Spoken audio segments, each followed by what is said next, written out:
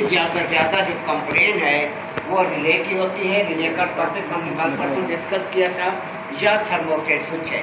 Thermostat switch के अंदर बहुत ज़्यादा मसाइल हैं। रिले के अंदर जिस तरह आपको समझाया था, रिले के अंदर प्रॉब्लम्स हैं, इसी तरह थर्मोस्टेट स्विच के अंदर बहुत ज़्यादा प्रॉब्लम्स है। कंप्लेन आती है हमारा आपने थर्मोस्टेट स्विच जो है वो तब्दील कर दिया। वजह क्या थी? वजह ये थी नीचे बहुत ज़्यादा कूलिंग कर रहा था। जब आपका यूनिट नीचे फ्रीजिंग करना शुरू कर दे तो आप थर्मोस्टेट स्विच की रेंज को कम करना शुरू कर दें। 4 पे पड़ा है 3 पे कर दें, 2 पे कर दें, 1 पे कर दें, फिर भी ऑटो नहीं कर रहा है। इसका मतलब है इसका सेंसर फॉल्टी हो गया है, ये टेम्परेचर को सेंस नहीं कर रहा। तो ऐसी सूरत के अंदर हम क्या करते हैं, हम जाकर बाज़ार से दूसरा थर्मोस्टेट स्विच लेते हैं। आपने लेना किस हिसाब से है? एक होता है VT9 थर्मोस्टेट स्विच, ये डबल डोर का होता है। डबल डोर के थर्मोस्टेट स्विच को VT9 कहते हैं और इसके 3 पॉइंट होते हैं, 1 2 3।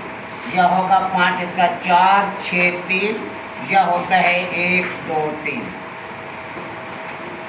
दूसरा हमारे पास होता है, आजकल VT9 की बजाय VCD9 आ गया है,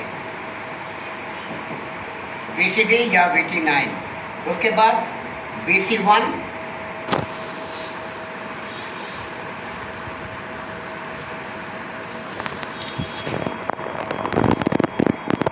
VC1 ये सिंगल डोर के लिए होता है, इसके 2 पॉइंट होते हैं। VT9 या VCD9 ये डबल डोर के लिए थर्मोस्टेट स्विच इस्तेमाल किया जाता है। इस थर्मोस्टेट स्विच के 3 पॉइंट होते हैं। जो सिंगल डोर का आपका यूनिट होता है, एक दरवाजे वाला फ्रिज, उसके अंदर VC1 इस्तेमाल किया जाता है, उसके 2 पॉइंट होते हैं। अब थर्मोस्टेट स्विच आपने ले लिया तो थर्मोस्टेट स्विच लेते वक्त बहुत ज़्यादा मोहतात रहना होता है। दुकानदार यहाँ पर उसका भी कसूर नहीं होता, हम उसे कहते हैं ऐसा थर्मोस्टेट स्विच दे जो ये कट ऑफ करे। अब लोकल पहले आते थे जर्मनी फ्रांस के थर्मोस्टेट स्विच, हमें पता होता था कि इसका 4 नंबर पॉइंट मेन का है, 6 आउट है, 3 हीटर का पॉइंट है, हम बेतुके लगा देते थे। इस तरह 1 नंबर 2 नंबर 3 नंबर पॉइंट होता था, 1 मेन हो गई, 2 आउट हो गई और 3 हीटर का पॉइंट होता था। जब बाहर से हमारे पास जर्मनी फ्रांस इटली के थर्मोस्टेट स्विच आते थे। अब यहाँ प्रॉब्लम आ गई है, अब यहाँ लोकल मार्केट इन्वॉल्व हो गई है और इन्वॉल्व इस तरीके से हुई है कि नॉन टेक्निकल लोग इसके अंदर आ गए हैं, जो जिन्होंने सर पैर इसको घुमा के रख दिया है कि अब जब थर्मोस्टेट स्विच लगाते हैं तो हमें बहुत ज़्यादा चीज़ों का ख्याल रखना पड़ता था, रखना पड़ता है, पहले नहीं रखना पड़ता था। पहले कोई प्रॉब्लम नहीं थी। अब कुछ इसके अंदर चाइना के थर्मोस्टेट स्विच आ गए हैं, कोई लोकल आ गए हैं, कोई पता नहीं चल रहा कि ये कहाँ का है, किस जगह का है, नहीं है। अब दुकानदार से हम थर्मोस्टेट स्विच ले गए इस भरोसे पर कि उसकी यकीन दहानी पर कि ये ऑटोमेटिक करेगा। वो कहते हैं मैं आपको चेक करा देता हूँ। उसका चेक कराना जो है अजीबोगरीब चेक कराना होता है। वो कहते हैं मैं चेक करा देता हूँ। वो चेक कराता है गैस के प्रेशर पर, लिक्विड पर। सिलेंडर के अंदर जो गैस मौजूद होती है उसके पास वो क्या करता है, थर्मोस्टेट स्विच के सेंसर के ऊपर वो गैस का प्रेशर हल्का सा मारता है। जैसे हल्का सा प्रेशर मारता है, गैस का प्रेशर में टेम्परेचर माइनस में होता है, आपका थर्मोस्टेट स्विच फौरन ऑटोमेटिक बंद हो जाता है। उसका थर्मोस्टेट स्विच ये तो पता चल गया थर्मोस्टेट स्विच ठीक है, लेकिन जिस मकसद के लिए हम लेके जा रहे हैं वो मकसद नहीं पूरा होता। वो मकसद क्या होता है, नीचे वाले खाने के अंदर टेम्परेचर को प्लस में रखना। जो आपका कैबिनेट होता है, ऊपर वाला खाना फ्रीज़र होता है, नीचे कैबिनेट होता है, कैबिनेट के अंदर टेम्परेचर आपका प्लस में होता है। अब 0 डिग्री सेंटीग्रेड नुक्ता इंजमात है, जहाँ पे पानी जमना शुरू हो जाता है, तो इसके अंदर हमारे पास ज़्यादा टेम्परेचर नीचे वाले खाने में 5 डिग्री सेंटीग्रेड तक जाता है। अगर 32 डिग्री फ़ारेनहाइट है तो ज़्यादा 40 डिग्री फ़ारेनहाइट तक जाता है। अब टेम्परेचर पे, इस टेम्परेचर पर ये कट ऑफ नहीं करता, ये बहुत ज़्यादा लो टेम्परेचर पर जाता है। माइनस में जाके ये थर्मोस्टेट स्विच कट ऑफ कर रहा है, तो ऐसी सूरत के अंदर नीचे रखी हुई जो चीज़ें हैं वो फ्रीज हो जाएंगी, वो जम जाएगी। कंप्लेन अपनी जगह पर होगी, कस्टमर ने थर्मोस्टेट स्विच क्यों तब्दील कराया, इस वजह से तब्दील कराया है कि ये नीचे चीज़ों को ज़्यादा जमा रहा था, नीचे चीज़ें फ्रीज हो रही थी। अब रिज़ल्ट फिर वही है, चीज़ें जम रही है। वो कहेगा मैंने 1500 2000 तुम्हें दिए, ये तो मसला वही है। तुमने तो तब्दील ही नहीं किया। हालांकि आप तब्दील कर चुके होंगे, लेकिन इसके अंदर मैकेनिक की अपनी जजमेंट जो है वो होनी लाजमी है। अगर मैकेनिक से मैकेनिक ही है, उसके पास अपना सेंस नहीं है, तो ऐसी सूरत के अंदर वो मार खाता है। फिर हमें फ़ोन करते हैं जी क्या करें क्या ना करें। ऐसी सूरत के अंदर जब आप थर्मोस्टेट स्विच के अंदर आप मार्केट में काम कर रहे हैं, आपको एक चीज़ का पता है कंप्लेन आ रही है, तो ऐसी सूरत के अंदर आप आंखें बंद करके ले जाएंगे तो आपने जलील होना ही होना है। आप थर्मोस्टेट स्विच को उठाएं, एक की बजाय 2-3 कंपनियों के थर्मोस्टेट स्विच उठाएं, उठा लिए। अब उसे पेमेंट दे दी, उसे कह दिया सर जो लगेगा मैं उसे लगाऊंगा, बाकी तो वापस कर दूंगा। इसके साथ कैपिलरी लिफ्टी हुई होती है, उसको नहीं खोलना होता। अगर उसको आपने खोल दिया फिर वापसी नहीं होती। दूसरा, पॉइंट के ऊपर थिम्बल नहीं लगाने होते। अगर आप लगाएंगे तो जो आने वाला मैकेनिक है वो उसको नहीं लेगा। हम भी पहले चेक करते हैं थिम्बल तो नहीं लगे हुए, इसकी कैपिलरी तो नहीं खुली हुई, कहीं इस्तेमाल शुदा वापस तो नहीं हुआ हुआ। ये चीज़ें पहले मैकेनिक जजमेंट करते हैं। ये नहीं कि डब्बे में बंद है तो उठा के ले जाएंगे, नहीं। आपने क्या किया, आपने उससे थर्मोस्टेट स्विच 3 उठा लिए। हम जाते हैं जिस यूनिट का हमने थर्मोस्टेट स्विच चेंज करना है वो चल रहा होता है, हम उसे बंद करके नहीं आते। आप थर्मोस्टेट स्विच की रेंज को ऑफ पे ले आए, यानी थर्मोस्टेट स्विच को आप ऑफ करें, नाप से आराम से इसे ऑफ करें। ऑफ करने के बाद इसे ऑन करें, यानी ऑफ किया ऑन किया। 1 नंबर पे रखें उसे ज़्यादा। क्यों 1 नंबर पे रखें? क्योंकि मशीन के अंदर पोजीशन ये होती है, 1 पर कम कूलिंग, 2 पे ज़्यादा कूलिंग, 3 पे और कूलिंग, 4 पे और कूलिंग, 5 पे और कूलिंग। इसे मैक्सिमम 4 या 5 के रेंज पे रखना चाहिए। बाद लोग क्या कर देते हैं, फुल कर देते हैं। फुल करने से कंप्रेसर का सत्यानाश हो जाता है, यूनिट ऑटो पे नहीं आता, वो टेम्परेचर ही नहीं बनता। जिस टेम्परेचर पर रखा है वो तो माइनस टेम्परेचर जाके बनता है, और टेम्परेचर ही फ्रिज के अंदर बनता नहीं। हर टाइम बंदा दरवाज़ा खोल रहा है, बंद कर रहा है तो टेम्परेचर आता नहीं, फ्रिज कंटिन्यू रहता है, जिसकी वजह से क्या करता है, मोटर हीटअप हो जाती है, दूसरे वाल्व गर्म होते हैं, कंप्रेसर तेल मारना शुरू कर देता है। रिजल्ट ये आता है कि मोटर हीटअप हो जाती है या कंप्रेसर जाम हो जाता है, कंप्रेसर फारग हो जाता है। मैक्सिमम जो रेंज होती है 3, 4, 5, बहुत ज़्यादा इंतहा करें 5, वरना हम लोग अपना यूनिट्स कभी भी 2-3 से ऊपर जाने नहीं देते। अगर आप यूनिट प्रॉपर जगह पे आपने रखा हुआ है, उससे दीवार के साथ टच नहीं है, वहाँ हवा का गुजर सही तौर पर है, तो ऐसी सूरत के अंदर 3-4 की रेंज बहुत बेहतरीन है। बिजली का बिल भी नॉर्मल रहेगा और आपकी कूलिंग भी प्रॉपर रहेगी। आपने उसे 1 पर रखा और फ्रीज़र में रख दिया तीनों थर्मोस्टेट स्विचों को। मैक्सिमम टाइम आपने देना है 5 से 7 मिनट, घड़ी पे देखकर 5 से 7 मिनट से टाइम नहीं देना। 5 मिनट के बाद हम जाके थर्मोस्टेट स्विच के पॉइंट चेक करना शुरू कर देते हैं, 4, 3, 6, 4, 3, 1, 2, 3। हम देखते हैं कि कौन से थर्मोस्टेट स्विच के ये कौन से पॉइंट कट ऑफ हुए हैं, यानी किन 2 पॉइंटों के दरमियान राब्ता ख़त्म हुआ है, कौन से 2 पॉइंट आपके ऑटो पर चले गए हैं। आपने चेक किया 4 और 3 के दरमियान राब्ता ख़त्म हो गया, 4, 6 के दरमियान राब्ता बरकरार है और 3, 4 आपस में राब्ता ख़त्म कर दिया। आपने थर्मोस्टेट स्विच को चेक किया, उसके 2 पॉइंट कोई भी राब्ता छोड़ सकते हैं, 6, 3 भी राब्ता छोड़ दे या 6, 4 राब्ता छोड़ दे, ओरिजिनल पोजीशन ख़त्म हो गया। जैसे 4 मेन होता था, 6 आउट होता था, 3 हीटर का पॉइंट होता था, 100% वो पोजीशन अब नहीं रही। उन पोजीशन पे अब हम जाते नहीं हैं फील्ड में काम करते हुए। अब हम तीनों पॉइंट के दरमियान राब्ता देते हैं, क्योंकि ये तीनों थर्मोस्टेट स्विच फ्रिज में पड़े हुए हैं, मीटर से हम चेक करते हैं। जो 2 पॉइंट राब्ता देना ख़त्म करते हैं बिनफर्ट 6 और 4 या 4 और 3 राब्ता देना ख़त्म कर गए, तो हम 4 को या 3 को, 1 को मेन कर देंगे, 1 को आउट कर देंगे, क्योंकि इलेक्ट्रिकल पॉइंट है। आप किसी को आउट कर दें, किसी को इन कर दें, तो 1 पॉइंट पर हम मेन कर देंगे, 1 को हम आउट कर देंगे, खत्म, मसला हल हो गया। फिर हम याद रख लेंगे ये किस मॉडल का थर्मोस्टेट स्विच था, किस कंपनी का था, फिर हम उसी को इस्तेमाल करना शुरू कर देते हैं, बाकी इस्तेमाल हम बंद कर देते हैं। जब उसके कोई कंप्लेन आए तो फिर हम उसको चेंज करते हैं, बस सूरत दिगर वही लगा रहता है, क्योंकि हमें एक बार पता चल गया, हमने एक बार आजमा लिया है। क्योंकि फिर जो काम करने वाले लोग होते हैं, बनाने वाले एक ही पॉइंट पर काम कर रहे होते हैं, तो हमें पता चल गया है ये डॉलेंस का थर्मोस्टेट स्विच है, ये फलां का है, तो इसके ये पॉइंट काम करते हैं। अब क्या है, 3 और 4 में से 1 मेन हो गया, 1 आउट हो गया। अब इसके अंदर 6 नंबर पॉइंट हीटर का पॉइंट बन गया, क्योंकि ये डिस्कनेक्ट नहीं हुआ। इस हिसाब से आपने काम करना है। वो कन्फर्म वाली बात ख़त्म होगी है कि हाँ जी ये चीज़ पहले थी अब वही है, वो नहीं रही। इस वजह से थर्मोस्टेट स्विच को चेक करके लगाना 100% अब लाजमी है। पहले ये होता था, लाजमी नहीं था, अब लाजमी है। हो सकता है जो आपने थर्मोस्टेट स्विच लगाया हो वो ठीक हो, लेकिन आपके पॉइंट गलत काम कर रहे हैं, वो ऑन ही रहता है, जिसकी वजह से ऑटो नहीं होता, जिसकी वजह ये प्रॉब्लम है। ये कई बार सामने आती है। बड़े बड़े फनकार भी इसमें जो फील्ड के अंदर, बड़ी फील्ड के अंदर चले गए हैं, छोटी फील्ड उन्होंने छोड़ दी, वो पुराने मेथड पे काम कर रहे हैं, उनकी कंप्लेन होती है यार वो लिया है वो काम नहीं कर रहा।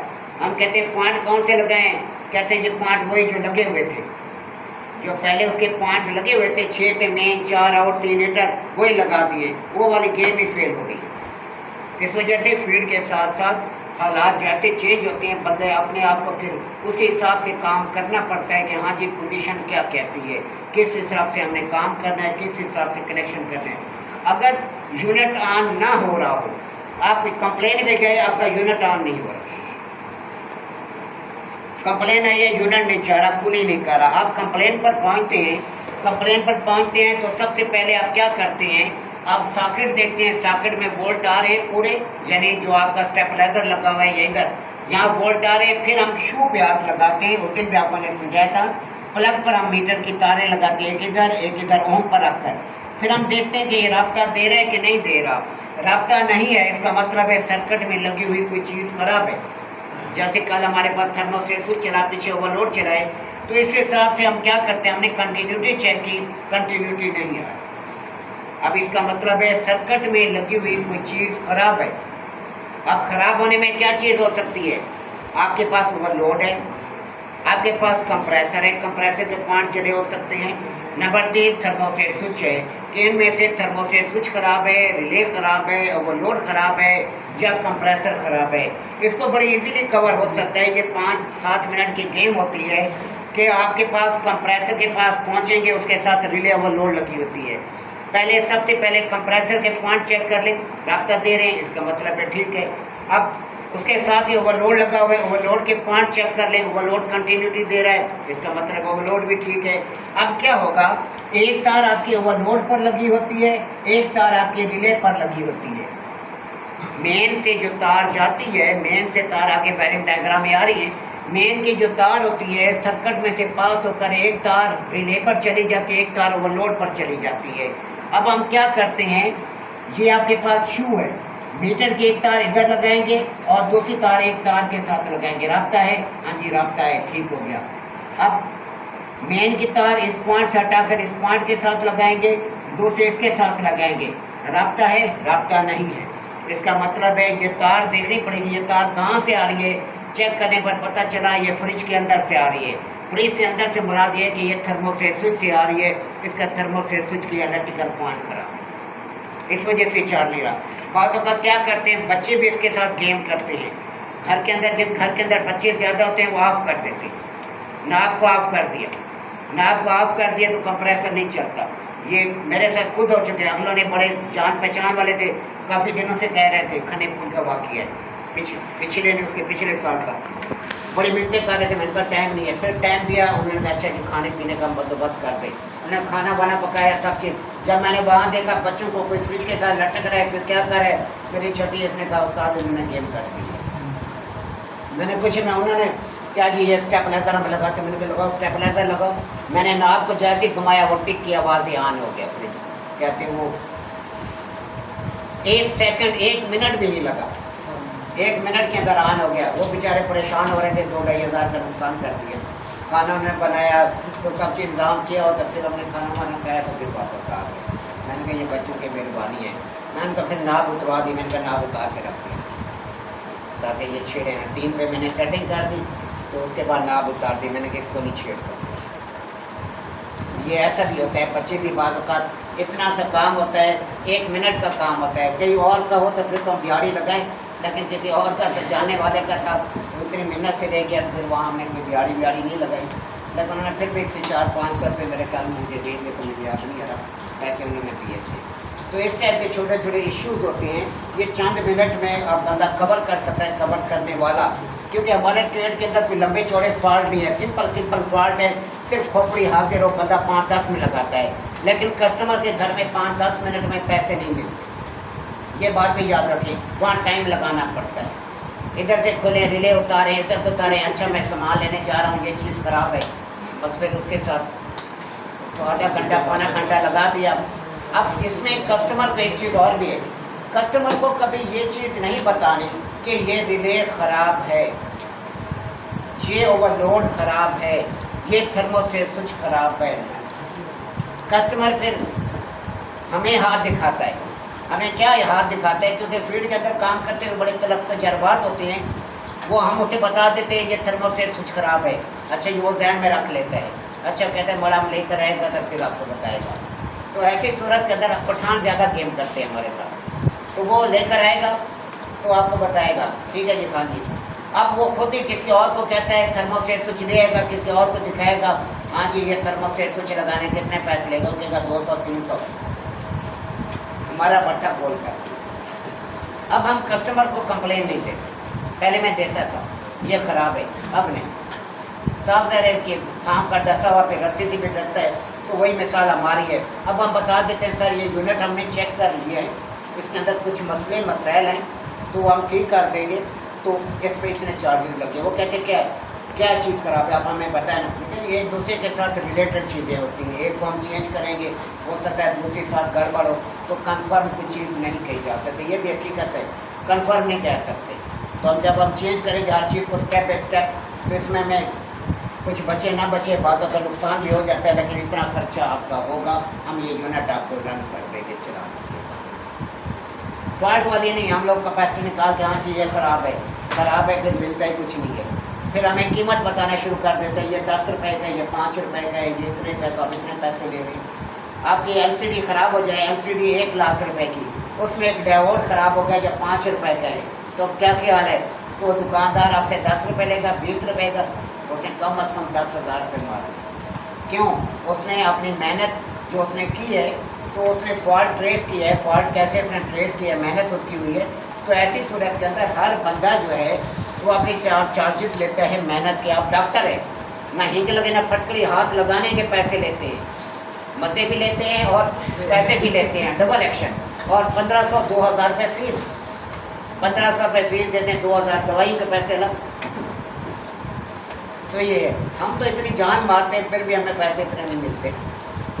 इस वजह से टेक्निकल बंदा जो है अपने हुनर के पैसे लेता है, तो वो इसके पैसे नहीं लेता। चीज़ों के बाद लोग आपको गिनाएंगे, ये नहीं है मैं आपको बता रहा हूँ, आपको बताएंगे ये तो 10 रुपये की आती है, 10 रुपये की आते, 20 रुपये की खुद लेके लगा दो। हमें क्यों तकलीफ़ दी आपने, अपना क्यों हमें आपने तकलीफ़ दी, हमारे पास आप खुद लगा लेते। तो इस टाइप की आपको मिसालें मिलेंगी। तो हर काम के लिए देखिए ज़िंदगी गुजारे इसको काम को सीखने के लिए, तो ऐसे नहीं सीख लिया कि हाँ जी आपको पैसे, इसमें इतना पैसा और इतनी ज़िंदगी बर्बाद होगी काम सीखते सीखते। आपके आगे 5 रुपये की चीज़ है, 10 रुपये की चीज़ है, तो फिर तो बड़ी बड़ी टेक्नोलॉजी हैं, तो फिर उनके अंदर भी 5-10 रुपये कीमत की ना काउंट करेंगे। ये फील्ड के अंदर इस टाइप की हर बंदे मुख्तलिफ़ किस्म के आपको टकराएँगे, चूर चूर चूर चूर चूर चूर चूर चूर हमारी फील्ड में लगी रहती है। तो इस वजह से बर्दाश्त करने का मादा आपके अंदर होना चाहिए। इधर से सुने इधर से निकाल देगा, इसने कहा है कुछ है, कहा है क्या नहीं कहा, कोई पता नहीं। इस वजह हर जगह मुख्तलिफ कस्टमर मिलेंगे, बातों को आपने सुनना होता है और दूसरी साइड से आपने निकाल देना होता है। अगर आप हर किसी के साथ लड़ना शुरू कर देंगे तो आपकी दुकानदारी नहीं रहेगी। ठीक है, मैं आपको दिखाता हूँ थर्मोस्टेट स्विच कहाँ लगाते हैं और इसको कैसे लगाते हैं। आगे इसके वेपरेटर पर बर्फ़ नहीं जमती। इसका जो थर्मोस्टेट स्विच है यहाँ पर लगा होता है, ये थर्मोस्टेट स्विच लगा हुआ है, लेकिन इसका सेंसर कहीं नहीं लगा होता है। इसका सेंसर ओपन एयर में होता है, इस तरह हवा में लगा होता है। बाज़ फ्रिजों के अंदर, नो फ्रास्ट फ्रिज के अंदर थर्मोस्टेट स्विच ऊपर वाले खाने में नहीं होता, नीचे वाले खाने में होता है। बाज़ ऐसे होंगे। अब नो फ्रास्ट की कैसे पता चलेगी, इसके अंदर ये खाने बने होंगे, ये प्लेट ऐसी होगी, इस टाइप के खाने बने होंगे। अब समझ जाए कि ये नो फ्रास्ट फ्रिज है। ठीक है, ये डायरेक्ट कूल नहीं है no frost. No frost fridge ऐसा फ्रिज है जिसके बर्तनों में बर्फ़ जमेगी, साइडों पर बर्फ़ नहीं जमती। ठीक हो गया, फ्रिज है। इसके अंदर जो थर्मोस्टेट है, इसका थर्मोस्टेट स्विच कदर किया मैंने, चलो इसका थर्मोस्टेट स्विच यहाँ लगा होता है। इसका जो सेंसर होता है, मैं ले आता हूँ, ये इसका सेंसर है। इसको लगाने का तरीक़ेकार क्या होता है, हर चीज़ को समझ लें। इसके अंदर बॉक्स होता है, बॉक्स के अंदर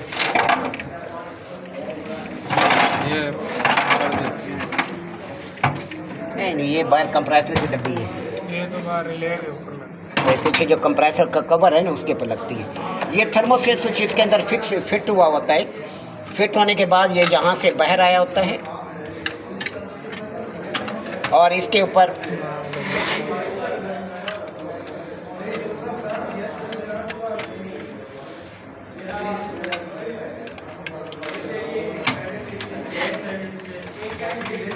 इसके ऊपर एक नट चढ़ा होता है। नट लगा होता है, ये यहाँ टाइट होता है। तो ये यहाँ पर लगा होता है। इसका जो डोर स्विच है ये यहाँ पर होता है, दरवाजे के साथ टच होके बंद हो जाए। और इसका जो सेंसर है, ये सेंसर की निशानी दे रहे ये यहाँ पर एक प्लास्टिक का एक कवर लगा होता है। ये इसके अंदर सेंसर इधर से निकलता है, ये पट्टी इसके ऊपर लगी होती है, आधी उधर होती है आधी इधर। सेंसर निकल के जब आप जाएंगे किसी जगह वहाँ सामने पता चल जाता है। इसका जो सेंसर है इस पट्टी में से निकल के इस बॉडी के साथ टच होता है। ये यहाँ टच होता है इसके साथ, हम इसे कॉइल के साथ टच चलाते हैं अंदर से मोड़ के। बाहर वाली साइड पे ये नहीं होता, बाहर वाली साइड पे गर्मी असरअंदाज होगी, ये पीछे लगा होता है। इधर से निकलेगा इसके पीछे प्लेट के नीचे से यहाँ आएगा, इस जगह पे लगेगा। ये पेच हम लूज़ कर देते हैं, पहले पेच लूज़ करके इसको हम फिक्स करते हैं सेंसर को उस जगह पर, ताकि ये टेम्परेचर को सेंस करे और ऑटोमेटिक करे। अगर ये ऑपरेटर के साथ सही नहीं लगा होगा, ये टेम्परेचर को सेंस नहीं करेगा, यूनिट ऑटो नहीं करेगा। ठीक है, ये सेंसर अपनी जगह पे फिक्स होना चाहिए। इसके ऊपर फिर पेच लगते हैं, हम पेच फुल टाइट कर देते हैं ताकि सेंसर बिल्कुल दीवार के साथ टच हो।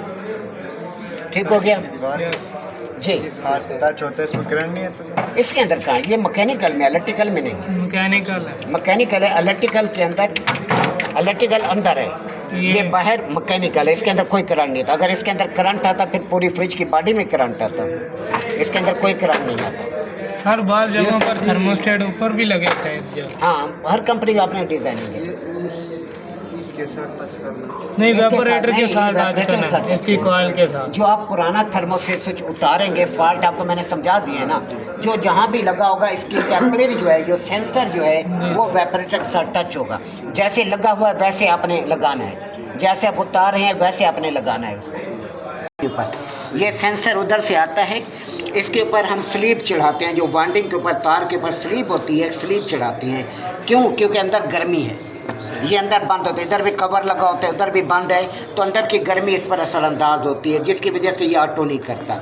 इसकी कैपिलरी को हम बड़े प्यार से हम खोलते हैं, खोल के ये इसकी कैपिलरी यहाँ तक आती है। इसके साथ एक पाइप लगा होता है, ये सुराख है, पाइप के अंदर इस कैपिलरी को हमें ले जाना होता है अंदर ही अंदर से। इस तरह कैपिलरी ऊपर जाती जाएगी। ठीक है, ये खोलते जाएंगे, राउंड खोलते जाएंगे, बिल्कुल सीधी सीधी राउंड, टेढ़े नहीं होने चाहिए। टेढ़े हुए तो फिर कैपिलरी फंस जाएगी। अंदर एक पाइप लगा हुआ है, पाइप का ताल्लुक वेपोरेटर के साथ है, तो यहाँ पर ये कैपिलरी यहाँ पर आती है। ठीक है, अंदर ये पाइप का निशान है, ये पाइप का पाइप लगा हुआ है, खाली पाइप है, देख लें यहाँ पर पाइप। डीप फ्रीज़र के अंदर इसे यहाँ पर लगाते हैं, अंदर आगे आगे निट जाए ना, थोड़े से शरबत इतना सो के करना पड़ेगा। ये करना पड़ेगा।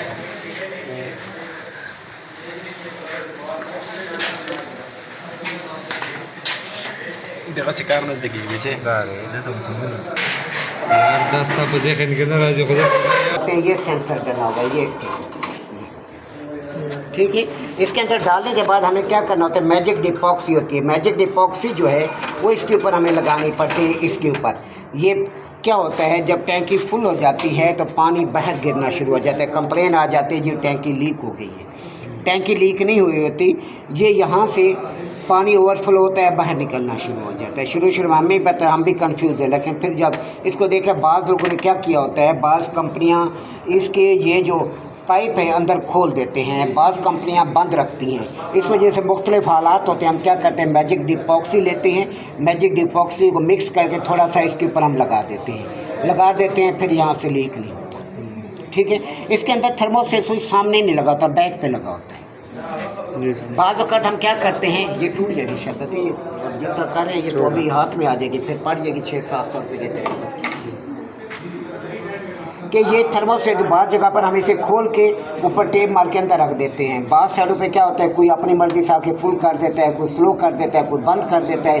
जब ख़राब होता है तो हमारे मत्थे लगता है। तो कंपनी के अंदर काम करते हुए जब हमें इस टाइप की कंप्लेन होती है तो इसको उतार के हम अंदर रख देते हैं ताकि कोई पंगी ना करे। इसे दरमियान में रख के अंदर रख देते हैं, जाओ बाढ़ में।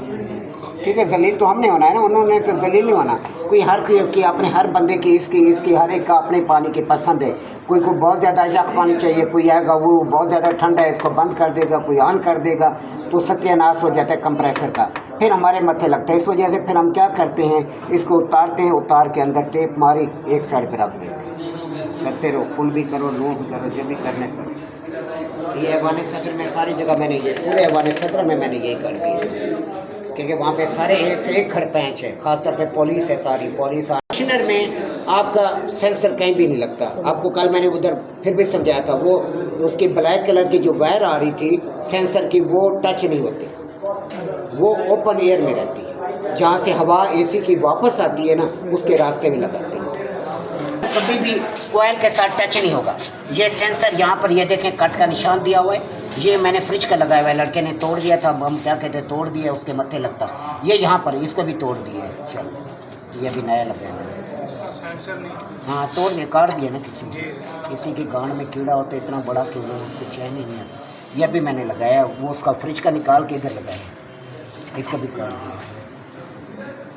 अब यहाँ पर ये सेंसर टच नहीं होना चाहिए, अगर ये टच हो गया तो ये फ़ौरन ऑटो कर जाएगा यूनिट। इस वजह से इसको यहाँ पर रखते हैं हवा की वापसी पर। इसी तरह सिपलेट है, सिपलेट के अंदर कभी भी टच नहीं होगा।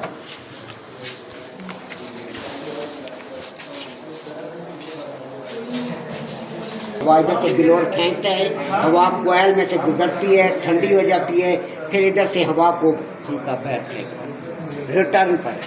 कहने मकसद ये है कि थर्मोस्टेट स्विच का सेंसर, एयर कंडीशनर कोई भी है, पैकेज है, सेंटर है, जो भी है, ये रिटर्न एयर में लगता है हवा की वापसी पर। हवा जो कमरे में इस्तेमाल शुदा वापस आ रही है, जो टेम्परेचर आपने रखा है वो टेम्परेचर पूरा हो गया है, फिर ये सेंसर बंद करेगा। ठीक है, अगर हमें ये चेक करना हो ये ख़राब है या सही है, इसे हम यहाँ से निकालते हैं, हवा के सामने कर देते हैं। क्या करेंगे, हवा के सामने कर देंगे, जो हवा निकल रही है तो इसका टेम्परेचर तो कम होता है, ये फ़ौरन बता देता है मैं ठीक हूँ, ये ख़राब। अगर ऑटो कर गया इसका मतलब ये ठीक है, अगर ऑटो ना किया इसका मतलब ये ख़राब है। ये 1 मिनट में चेक हो जाता है। विंडो का भी हम ऐसे चेक करते हैं, सिपलेट का भी ऐसे चेक करते हैं। हवा की सप्लाई वाले रास्ते में लगाएं, उसी टाइम अगर ये ऑटो कर जाता है इसका मतलब है ठीक है, अगर ऑटो नहीं करा इसका मतलब है ख़राब है। आई समझ? ठीक है, फिर रेस्ट डायग्रामें स्टार्ट हो जाएंगी। Fridge, deep freezer, water cooler, window AC, separate AC. आपको कल मैंने रिले के कनेक्शन वगैरह परसों समझा दिए थे, तारे अपने कनेक्शन कैसे देने हैं, किस तरह करने हैं, ये आपने याद रखने हैं ताकि वहाँ परेशानी न बने काम करते हुए। क्योंकि सारी वायरिंग डायग्राम में हमें जल्दी कोर्स आगे पहुँचाती हैं, फिर हमारे पास रिवाइज का ज़्यादा टाइम मिलना चाहिए, ताकि जितना रिवाइज होगा उतने आपकी पिकिंग पावर ज़्यादा रहेगी, उतने आप जल्दी कोर्स को समझेंगे। हर फॉल्ट मैं लिखा रहा हूँ, पहले नहीं लिखाता था, अब तो मैं लिखा रहा हूँ, यही पे ही फॉल्ट आप पकड़ लेंगे अगर आप स्टडी कर रहे हैं तो। अगला टॉपिक कैपेसिटर लिखें जी, कैपेसिटर।